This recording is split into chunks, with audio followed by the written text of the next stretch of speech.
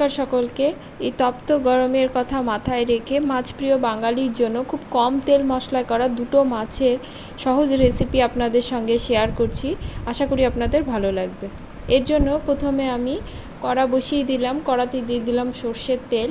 এতে এবার মাছগুলো ভেজে নেব। আমি পাবদা মাছ এবং চারাপোনা মাছের দুটো মাছের রেসিপি আপনাদের সঙ্গে শেয়ার করব। প্রথমে আমি চারাপোনা মাছটা ভেজে নেব। মাছগুলো কিন্তু একটু কড়া করে ভাজবো।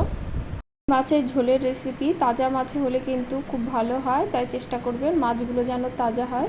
আমার চারাপোনা মাছটা কিন্তু ভাজা হয়ে গেছে। আমি এবার তুলে নিয়ে এই তেলেই আমি পাবদা মাছটা ভেজে নেব।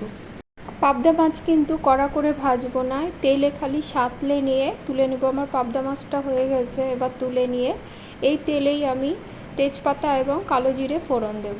ফোড়ন থেকে সুন্দর গন্ধ বেরোলে কড়ার মাঝখানে হাফ চামচের মতো লঙ্কা গুঁড়ো এবং হাফ চামচ হলুদ গুঁড়ো দিয়ে অল্প জল দিয়ে কষিয়ে নেব। হলুদের কাঁচা গন্ধ চলে যাওয়া পর্যন্ত কিন্তু আমি মশলাটা কষিয়ে নেব। আমি যেহেতু খুব কম তেলেই রান্না করছি, তাই আমি আর এক্সট্রা তেল দিইনি। আপনারা তেল যদি একটু বেশি খেতে চান সেক্ষেত্রে অল্প একটু তেল যোগ করে নেবেন। এবার আমি এর মধ্যে দিয়ে দেব সর্ষে এবং পোস্ত বাটা। আমি রান্নাটা কিন্তু সর্ষে বাটায় করি, কিন্তু গরমের কথা মাথায় রেখে আমি সর্ষে এবং পোস্ত দুটোই ব্যবহার করেছি। সর্ষে এবং পোস্তর পরিমাণটা কিন্তু অর্ধেক অর্ধেক নিয়েছি। অল্প সাঁতলে নিয়ে এর মধ্যে দিয়ে দিব জল।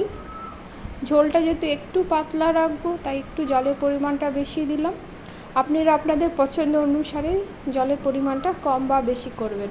ঝালের জন্য আরও 2-3টে কাঁচা লঙ্কা চিড়ে দিয়ে দেব। ঝোলটা ফুটে উঠলে ভাজা মাছগুলো দিয়ে দেব।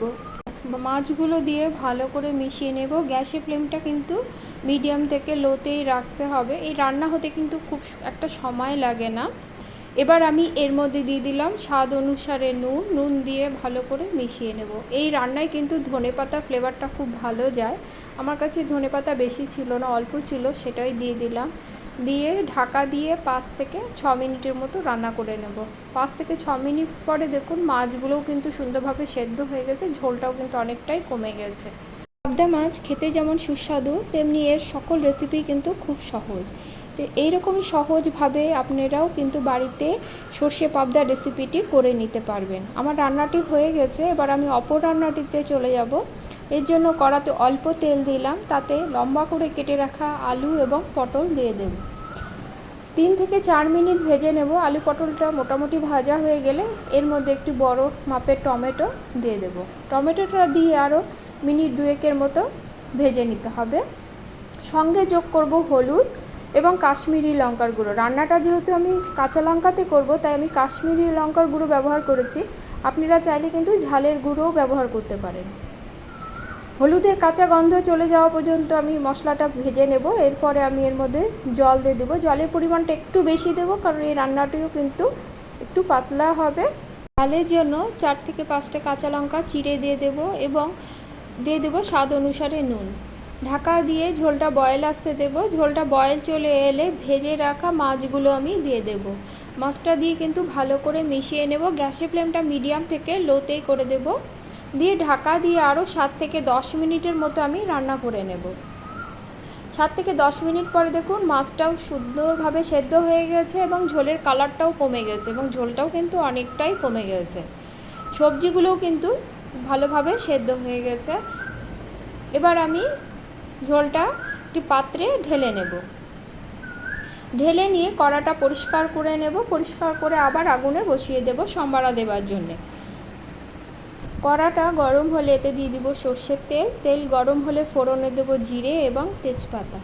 ফোড়ন থেকে সুন্দর গন্ধ বেরোলে 1 চামচ আদা এবং 1 চামচ জিরে বাটা দিয়ে দেব। আমি বাটা মশলা ব্যবহার করেছি, আপনারা চাইলে জিরের গুঁড়ো ব্যবহার করতে পারেন।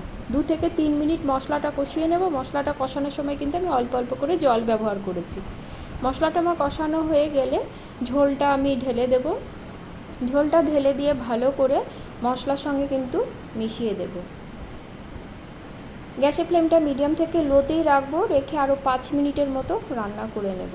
আপনারা তো ঝোল অনেকভাবে করেন, এভাবে একবার সম্বারা দিয়ে ঝোলটা করে দেখবেন। এতে যে সুগন্ধটা বেরোয় তাতে কিন্তু ঝোলের স্বাদটাকে আরও বাড়িয়ে তোলে। বিশেষ করে তাজা মাছ তাজা মাছ যেমন রুই, কাতলা, এমনকি বাটা, চারাপোনা সব মাছই কিন্তু এভাবে সম্বারা দিয়ে করতে পারবেন। 5 মিনিটের পরে আমার কিন্তু রান্নাটা হয়ে গেছে। গ্যাসের ফ্লেম অফ করে এবার পরিবেশনের পালা। আজকে মাছের রেসিপি দুটো আপনাদের কেমন লেগেছে কমেন্টে অবশ্যই জানাবেন। ভিডিওটি ভালো লাগলে লাইক, কমেন্ট করবেন এবং সাবস্ক্রাইব করে পাশে থাকবেন। দেখা হবে পরে কোনো রেসিপি নিয়ে। সকলে খুব ভালো থাকবেন।